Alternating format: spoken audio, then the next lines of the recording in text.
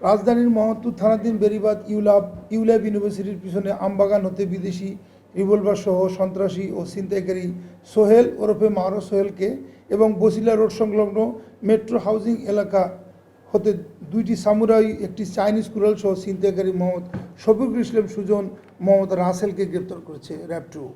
গত 16 জুন আপনারা জানেন খুব ভালো করে 2026 তারিখ সেকেরটেক 7 নম্বর সড়কের মাথায় শফিকুল ইসলাম নামের বিকাশ এজেন্টের দোকানে ঢুকে বিকাশ এজেন্টকে ছিনতাইকারীরা ধারালো অস্ত্র দিয়ে তাকে আঘাত করে এবং 3 লাখ টাকা ছিনতাই করে নিয়ে যায়। পরবর্তীতে উক্ত ছিনতাইকারীদেরকে গ্রেপ্তারে তাদের আস্তানায় পুলিশ অভিযানে গেলে ছিনতাইকারীরা আদাবর থানার অফিসার ইনচার্জ জাহিদুল ইসলাম এবং একজন সাব ইন্সপেক্টরকে চাপাতির আগে আঘাতে গুরুতর আহত করে। পুলিশ আত্মরক্ষার্থে পাল্টা গুলি চালালে 2 জন ছিনতাইকারী গুলিবিদ্ধ হয় এবং 4 জনকে গ্রেপ্তার করে।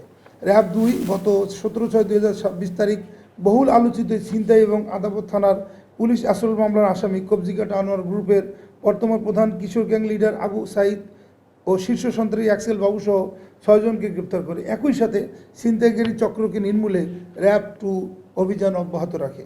তারই ধারাবাহিকতায় গতকাল 20/6/2026 তারিখ র্যাব ফোর্সেসের নিজস্ব গোয়েন্দা তথ্যের ভিত্তিতে র্যাব 2 রাজধানী মোহাম্মদপুর থানাধীন বেড়িবাঁধ ইউল্যাব ইউনিভার্সিটি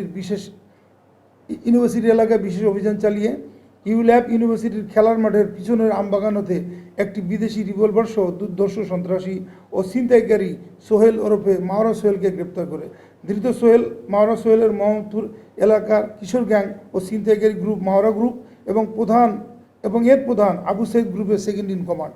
একই দিনে মধ্যরাতে মাওরা সোহেলের নিকটতে প্রাপ্ত তথ্যের ভিত্তিতে র্যাব 2 আরেকটি অভিযানী দল মোহাম্মদপুর থানাধীন বসিলা রোড সংলগ্ন মেট্রো হাউজিং এলাকা হতে অপর 2 জন ছিনতাইকারী মোহাম্মদ শফিকুল ইসলাম সুজন ও রাসেলকে গ্রেপ্তার করে তাদের নিকট 2টি সামুরাই ও একটি চাইনিজ কুড়াল উদ্ধার করা হয়। গ্রেপ্তারকৃতদের পিসিপিএ যাচাই করে দেখা যায় মাওরা সোহেলের বিরুদ্ধে ফরিদপুর এর মধুকালী এবং রাজধানীর মোহাম্মদপুর সহ বিভিন্ন থানায় চুরি, দস্যুতা, হত্যা চেষ্টা, গুরুতর আঘাত এবং মাদকসহ মোট 14টি মামলা রয়েছে এবং 2টি ওয়ারেন্ট পেন্ডিং রয়েছে। এছাড়াও সুজনের বিরুদ্ধে মোহাম্মদপুর থানায় এবং রাসেলের বিরুদ্ধে হাজারীবাগ থানায় 1টি করে মামলা রয়েছে। গ্রেপ্তারকৃতদের বিরুদ্ধে পরবর্তী আইনানুগ ব্যবস্থা গ্রহণ করা হচ্ছে। কিছুক্ষণ আগে আমরা আরও 2 জন ছিনতাইকারীকে গ্রেপ্তার করেছি। তাদেরকে খুব শিগগির তাদের ব্যাপারে আমরা আপনাদেরকে প্রেস রিলিজের মাধ্যমে জানাবো।